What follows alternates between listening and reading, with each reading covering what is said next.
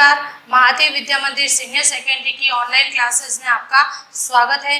आज पिछली क्लास में हमने पढ़ा था स्वर संधि हमारी हो गई, व्यंजन संधि हो गई और व्यंजन संधि का ही हम पांचवा भाग पढ़ रहे थे। चार हम पिछली क्लास में पढ़ चुके थे, तो आज हम पढ़ेंगे इसका पांचवा भेद, अनुस्वार संधि। कौन सा पढ़ेंगे? अनुस्वार संधि। अनुस्वार संधि का सूत्र है मो अनुस्वारः, मो अनुस्वार, यह इसका सूत्र। अब मो अनुस्वार हमको क्या कहता है? यह सूत्र हमको कहता है कि मकार के स्थान पर अनुस्वार कर दिया जाता है, कि मकार के स्थान पर अनुस्वार आदेश कर दो। जब कब आदेश करना है? जब हल प्रत्याहार परे हो। कब करना है? जब हल प्रत्याहार हमारे परे हो, तो ही हमको मकार को अनुस्वार आदेश करना है। अब अनुस्वार क्या है? जैसे हम लिखते हैं रामम, एक तो हम लिखेंगे रामम। अब हम रामम पूरा नहीं लिख के क्या कर देते हैं? राम और उसके ऊपर अनुस्वार लगा देते हैं। नहीं तो क्या करते हैं? रामम ऐसे लिखते हैं। नहीं तो हम क्या करते हैं? राम लिख के उसके ऊपर अनुस्वार लगाते हैं, वो हमारा होता है अनुस्वार। जो भी आप सामान्य भाषा में कहते हैं ना कि बिंदी लगा देते हैं, हम उसको संस्कृत में अनुस्वार कहते हैं। इसका उदाहरण हमारा है हरिम वंदे। अब हरिम वंदे ये कह रहा है अनुस्वार आदेश करना है। बस हमको ये याद रखना है कि इसमें अनुस्वार लिख करना है। वो वाली संधि सिंपल सा, इसका वो सामान्य सा परिचय कि जहाँ पे अनुस्वार वाले वर्ण ऐसे दिखाई दे, दो वर्ण मिले हुए आपस में फिर भी उसके ऊपर अनुस्वार है, तो वो हमारी अनुस्वार संधि हो जाती है। जैसे हरिम वंदे। अब हरिम वंदे में हरिम में अनुस्वार लगा हुआ हरि के ऊपर, देखो ये री के ऊपर, तो हमने इसको संधि विच्छेद किया था। हमने कैसे लिखा? हरिम प्लस वंदे। ये तो अनुस्वार युक्त शब्द है और ये हमने अनुस्वार हटा दिया, इसका संधि विच्छेद किया हमने हरिम वंदे। तो ये अनुस्वार संधि का पहला उदाहरण। फिर दूसरा उदाहरण हमारा है सत्यम वदः। क्या आ जाएगा? सत्यम वदः। सत्यम वदः, तो सत्यम वदः में हमको अनुस्वार करना है, तो सत्यम प्लस वदः। कुछ नहीं करना है इसमें, सिर्फ ये करना है कि मकार के स्थान पर अनुस्वार कर दो। अब मकार का आप कहेंगे कि मकार क्या होता है, तो मकार का मतलब है ये जो म आ रहा है ना हलंत सहित, अकार ककार मकार ये सब होते हैं, इसमें ये मकार में ये जो म है इसका हम क्या करेंगे? अनुस्वार लग कर देंगे और हरिम वंदे ऐसे लिखेंगे। वैसे ही सत्यम वदः में सत्यम वदः संधि विच्छेद करेंगे तो ऐसे लिखेंगे। फिर उसका अगर हम दोनों शब्दों को मेल करेंगे तब लिखेंगे सत्यम वदः, यह के ऊपर अनुस्वार लग जाएगा। फिर आती है हमारा छठा भाग भेद, इसका व्यंजन संधि का पर सवर्ण संधि। कौन सी है? पर सवर्ण संधि। पर सवर्ण संधि का सूत्र है यरो अनुनासिके अनुनासिको वाह। क्या सूत्र है? यरो अनुनासिके अनुनासिको वाह। यह सूत्र कहता है कि यर प्रत्याहार के स्थान पर अनुनासिक वर्ण परे हो तो उसी वर्ग का पंचम वर्ण अनुनासिक हो जाता है। क्या होगा? यर प्रत्याहार के स्थान पर अनुनासिक वर्ण परे हो तो उसी वर्ग का पंचम वर्ण जो कि अनुनासिक होता है वो आदेश हो जाएगा। वर्ग का पांचवा अक्षर, जितने भी वर्ग है, क वर्ग, ट वर्ग, च वर्ग, त वर्ग, प वर्ग, इन सभी के वर्ग के पांचवा वर्ण जो होता है वो हमेशा अनुनासिक ही होता है। जैसे क ख ग घ ण, त थ द ध न, प फ ब भ म, ये सारे हमारे क्या है? पंचम वर्ण जो कि हमारे अनुनासिक होते हैं। इनका उच्चारण अनुनासिक, अनुनासिक मतलब कि इनका उच्चारण कहाँ से होता है? नासिका से। किसके साथ होता है? नासिका के द्वारा। अब इसका उदाहरण देखेंगे हम, वांग मूलम। अब ये म जो है ये भी हमारा कौन सा है? अनुनासिक वर्ण है। और जो ये आगे वाला वांग मूलम ये भी हमारा पंचम वर्ण। हमने क्या कहा यहाँ पे कि अनुनासिक वर्ण परे हो, कि अनुनासिक वर्ण हो और उसके बाद में जो वर्ग होगा उसी का पांचवा वर्ण हमको करना है। तब हमने यहाँ पे संधि विच्छेद किया, वाक् प्लस मूलम, क्या हो गया, वाक् प्लस मूलम। अब क आ गया और मु, तो म का उच्चारण भी क्या होता है, ये अनुनासिक वर्ण है। कौन सा, म भी हमारा अनुनासिक है। तो अनुनासिक वर्ण परे हो कि पहले से अनुनासिक एक तो है और दूसरा जो वर्ग आएगा उसी का पांचवा वर्ण लेना है। तो उसी का पांचवा वर्ण कौन सा हो गया, क का पांचवा वर्ण कौन सा हो जाएगा, अनुनासिक, वांगमूलम। इसका उच्चारण हम ग के अनुसार करते हैं लेकिन लिखते हैं वांगमूलम। तो सिंपल सी पहचान है इसकी कि इसमें दो अनुनासिक होंगे। कितने होंगे, दो अनुनासिक, यरो अनुनासिके वा अनुनासिको वा। एतन मुरारी, दूसरा एतन मुरारी, तो एतद प्लस मुरारी, इसका संधि विच्छेद क्या हो गया, एतद प्लस मुरारी। तो न तो हमारे पास नहीं, म तो हमारे पास पहले से है, जैसे इसमें था हमारा अनुनासिक वर्ण। अब हमको क्या करना है, इस वर्ग का जो होगा ना उसी का पांचवा वर्ण हमको अनुनासिक लाना है। तो हमने क्या किया, एतद मुरारी, मुरारी, तो एतद द किस गए, न आ गया, त थ ध न, तो एतन मुरारी इसका रूप बन गया। ठीक है, ये हमारे हो गई व्यंजन संधि पूरी। अब हम पढ़ेंगे विसर्ग संधि। अब हम पढ़ेंगे विसर्ग संधि। तीसरा भाग कौन सा हमारा, विसर्ग संधि। विसर्ग संधि पहली तो थी हमारी स्वर संधि, जो स्वरों का स्वरों से मेल। दूसरी थी हमारी व्यंजन संधि, जो कि हमारी व्यंजनों का स्वर या व्यंजनों के साथ मेल। तीसरी संधि हमारी है विसर्ग संधि। विसर्ग संधि, यदा विसर्गस्य स्थाने किमपि परिवर्तनं भवति तदा सः विसर्ग संधि भवति। क्या है इसकी परिभाषा, यदा विसर्गस्य स्थाने किमपि परिवर्तनं भवति तदा स विसर्ग संधि भवति, कि जब विसर्ग संधि के स्थान पर कोई भी परिवर्तन होता है वहां पर विसर्ग संधि होती है। विसर्ग संधि का पहला भेद है सत्व संधि, दूसरा है उत्व संधि, तीसरा है विसर्ग लोप संधि, तीसरी है रुत्व संधि, चौथी है रुत्व संधि। इसके कितने भाग हैं, चार, सत्व संधि, उत्व संधि, विसर्ग लोप संधि और रुत्व संधि। पहले हम पढ़ेंगे सत्व संधि।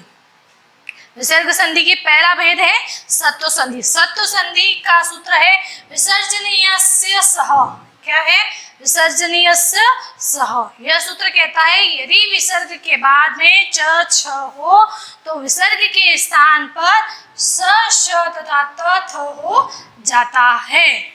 क्या हो जाता है, यदि विसर्ग के बाद में च छ होता है तो उसके स्थान पर स श तथा त थ हो जाता है। अब उदाहरण देखेंगे हम, बालश चलती। क्या उदाहरण है, बालश चलती। बालश चलती में इसका संधि विच्छेद करेंगे तो बालह प्लस चलती, क्या जाएगा, बालह प्लस चलती। बालह विसर्ग आ गया, श हमने क्या था, विसर्ग के बाद च या छ हो तो, अब विसर्ग के बाद च है हमारा चलती में, तो उससे पहले विसर्ग में परिवर्तन करना, हमको विसर्ग का लोप करना है। तो क्या आ जाएगा, उससे पहले यदि विसर्ग के बाद च छ हो तो विसर्ग के स्थान पर क्या कर देंगे, स श त थ, ये हो जाएंगे हमारे परिवर्तन। तो बालह चलती में बालश चलती, तो श हो जाएगा और च का इसका लोप हो जाएगा विसर्ग का। फिर दूसरा उदाहरण है रामश टीकते। क्या उदाहरण है, रामश टिकते। अब रामश टिकते में संधि विच्छेद करेंगे तो रामः प्लस टिकते, क्या आ गया, राम प्लस रामः प्लस टिकते। अब ट है हमारा, फिर उसके बाद में रामश टिकते, तो उसी प्रकार से म के बाद वाला विसर्ग हट जाएगा और ये शब्द बनेगा रामश टिकते। फिर दूसरा भाग है, इसका भेद है हमारा उत्व संधि। उत्व संधि का सूत्र हमारा अत रो र प्लुताद प्लुते हसी च। क्या सूत्र है इसका, अतः रो र प्लुताद प्लुते हसी च। अब एक शब्द इसमें आ रहा है प्लुताद प्लुते। हमने जो ये हम पढ़ते ना वर्ण विचार, हमने जो पढ़ा था वर्ण विचार हमने पिछली क्लास में पढ़ा था, उसमें आते हैं स्वर, हमारे भेद होते हैं स्वरों के, ह्रस्व स्वर, दीर्घ स्वर और प्लुत स्वर, एक मात्रिक, द्विमात्रिक और त्रिमात्रिक। प्लुत स्वर कौन से होते हैं? त्रिमात्रिक वाले। जैसे मुर्गी की ध्वनि मैंने आपको बताया था उस वक्त, वो जैसे बोलता है कू कू कू, तो जो ये कू लंबा खींचता है ना, वो क्या होता है? प्लुत स्वर। जैसे हम ओम ओम बोलते हैं तो ओम में भी प्लुत स्वर आता है। फिर आ जाता है हमारे इसके, अब ये सूत्र क्या कहता है? अतो रोर प्लुताद प्लुते हशिच।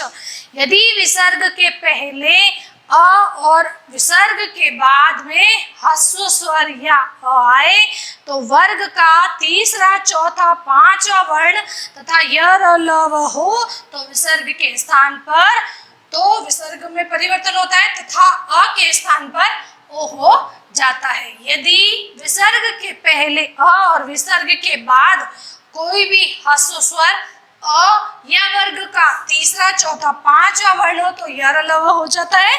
कहाँ हो जाता है? विसर्ग के स्थान पर। और अ हो तो अ के स्थान पर क्या हो जाता है? ओ हो जाता है। इसके उदाहरण देखिए, मनोरथ क्या है?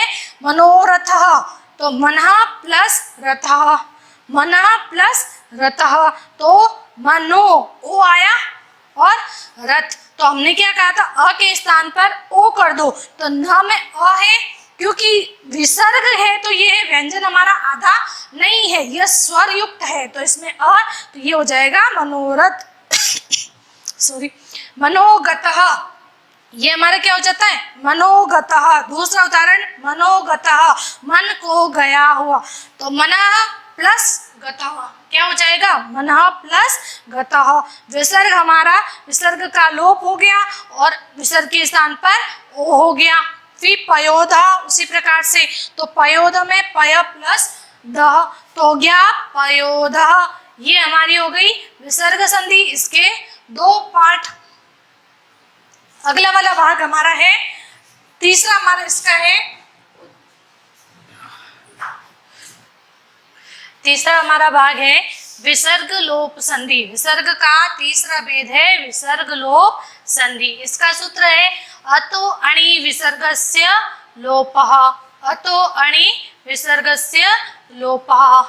यह सूत्र कहता है कि यदि भो, भगो, अधो शब्द अथवा तथा अ या आ के बाद में विसर्ग हो और उसके बाद कोई स्वर या वर्ग का तीसरा, चौथा, पंचम वर्ण व य र ल व हो तो विसर्ग का लोप हो जाता है। क्या हो जाता है? विसर्ग का लोप हो जाता है यदि भो, भगो, अधो शब्द अ या आ के बाद विसर्ग हो और उसके बाद स्वर या वर्ग का तीसरा, चौथा और पंचम वर्ण य र ल व हो तो विसर्ग का लोप हो जाता है। अब इसका उदाहरण है, जैसे भो देवः, संधि विच्छेद किया हुआ हमारा पद है भो देवः, तो इसका बनेगा ये विसर्ग का लोप करना। हमको क्या करना है? विसर्ग का लोप करना है। वर्ग का तीसरा, चौथा या पंचम वर्ण य र ल व हो, उसके बाद वाला जो ये विसर्ग है उसका हम क्या करेंगे? लोप करेंगे। तो ये भो का जो विसर्ग है ये लोप हो जाएगा, तो ये शब्द बन जाएगा भो देवः। क्या बन जाएगा? भो देवः। उसी प्रकार से इसका दूसरा उदाहरण देखिए, नारायन्ती। क्या है? नारायन्ती। जब हम इसको संधि विच्छेद करेंगे तो नारायन्ती, नारः प्लस यन्ती, क्या शब्द बनेगा? नारः प्लस यन्ती। तो ये विसर्ग लोप हो गया। हमको ये सूत्र कहता है कि विसर्ग का लोप करना है। क्या करना है? विसर्ग का लोप करना है। तो ये नारा प्लस यन्ती विसर्ग का लोप हो जाएगा और ये शब्द बन जाएगा हमारे पास नारायन्ती। फिर इसका चौथा भेद है रुत्व संधि। कौन सा? रुत्व संधि। रुत्व विसर्ग संधि। इचो अशी विसर्गस्य रह, ये सूत्र कहता है कि विसर्ग के स्थान पर र कर दो।